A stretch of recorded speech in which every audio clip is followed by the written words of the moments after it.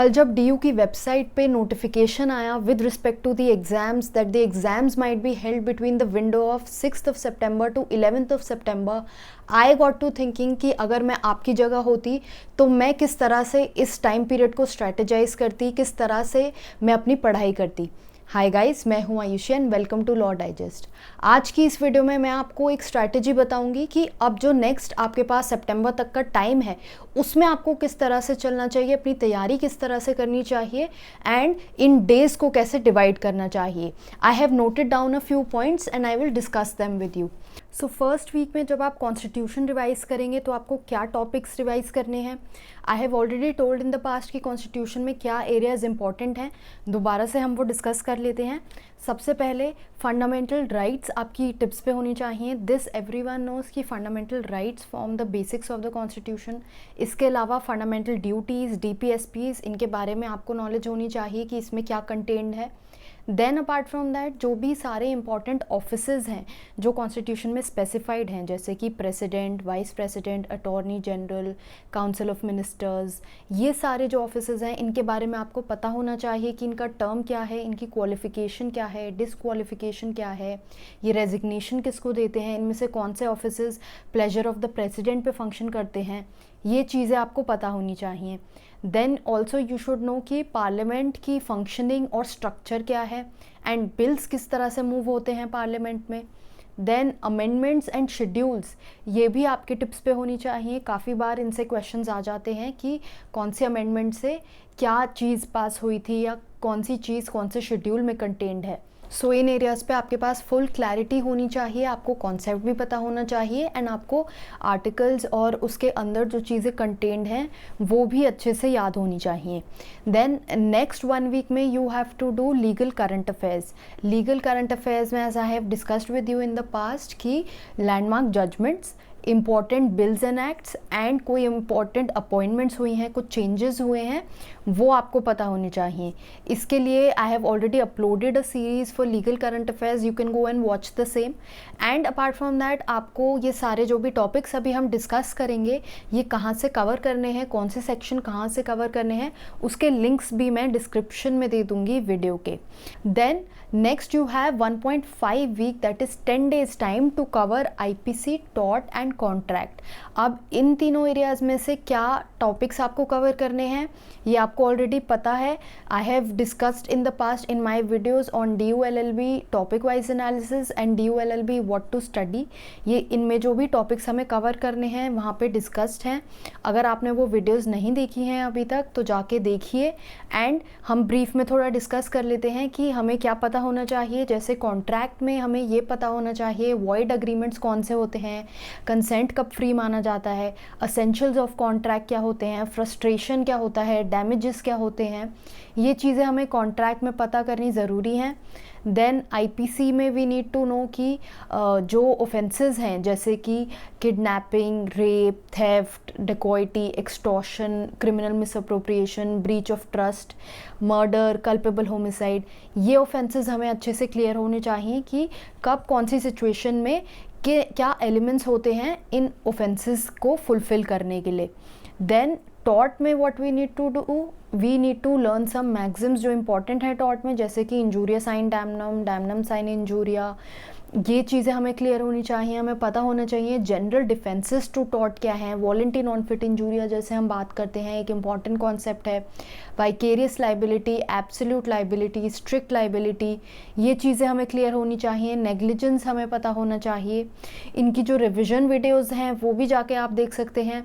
One thing again that I would say is कि जब मैंने रिविजन वीडियोज़ बनाते टाइम भी कहा था कि कॉन्सेप्चुअल क्लैरिटी बहुत इंपॉर्टेंट है।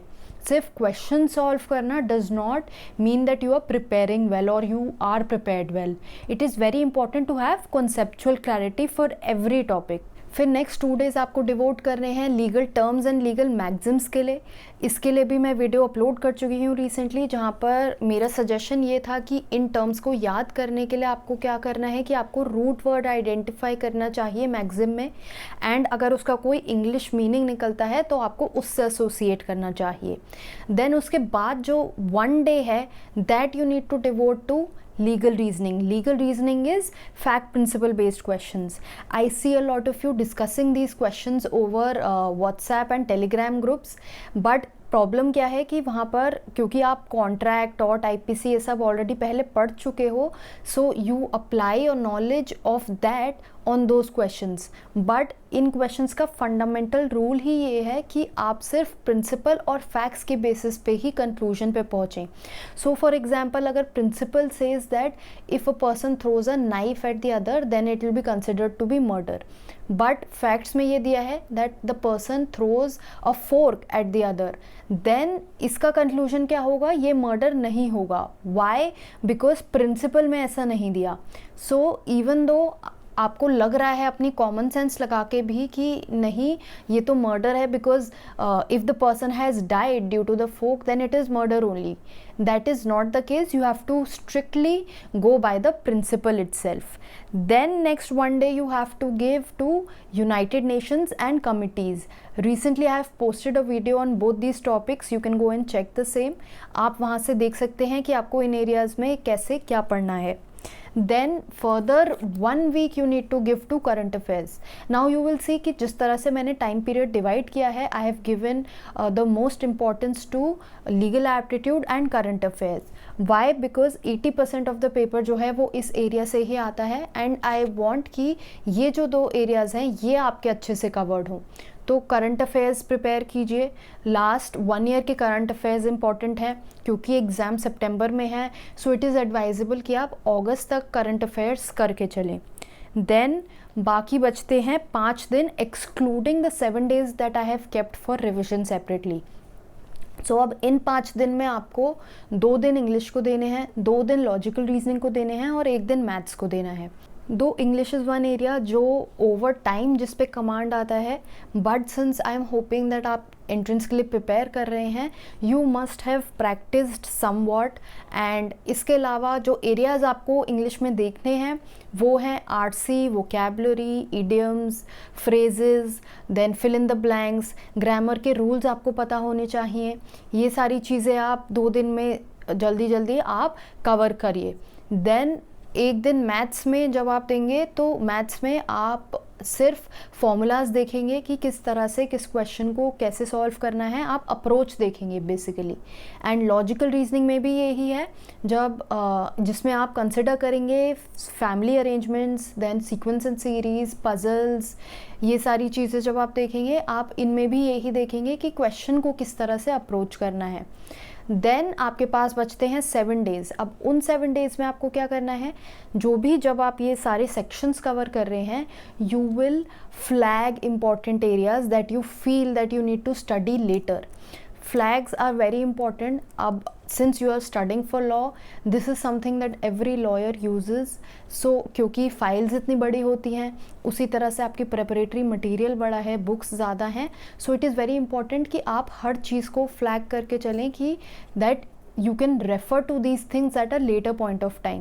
So for example, while studying you have identified different areas की सबसे important areas ये हैं या ये difficult areas हैं, ये मुझे बाद में पढ़ना है, या third you have figured out कि okay ये सबसे easy areas हैं. So you can divide them on the basis of colors and then you can flag it accordingly. and आपको पता होगा कि अच्छा मैंने पिंक कलर असाइन किया था टू मोस्ट इम्पॉर्टेंट आइटम्स. तो जब आप मोस्ट इम्पॉर्टेंट टॉपिक्स को रेफ़र करना चाहते हैं, आप सारे वो पेजेस जिन पे पिंक फ्लैग लगा हुआ है उसको रेफ़र कर सकते हैं.